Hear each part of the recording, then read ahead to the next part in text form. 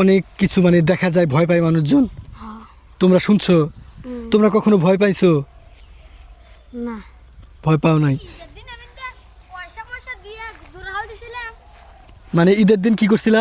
এমনি পয়সা দিয়ে জোর হাল দিছিলাম, আমরা এখানে টিকিট বসাছিলাম। আচ্ছা, এখানে অনেক টাকা পয়সা উঠছিল হ্যাঁ। ঈদের দিন। হ্যাঁ। ওই টাকাগুলো কি করছো? আমরা কি করছি, আমরা যে মেলাজুন মিলে সুদা। আমরাও শুনলাম যে একটু আগে এখানে ভোগ দিয়ে গেছে সনাতন ধর্মাবলম্বীরা।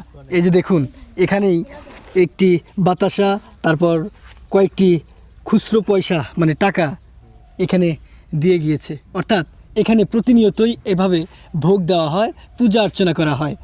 সোনার নৌকা বোঝাই করে শ্রী বড়ুয়ার সঙ্গে করে বাসু বইনা মূল্য ডুবে নৌকার চিহ্ন আছে। তাই আজব কাণ্ড দেখবে যদি ভাই চলো বিনসারাতে চলে যায়। সেই নৌকার চিহ্ন এখনও আছে। কোনো এককালে ওই নৌকা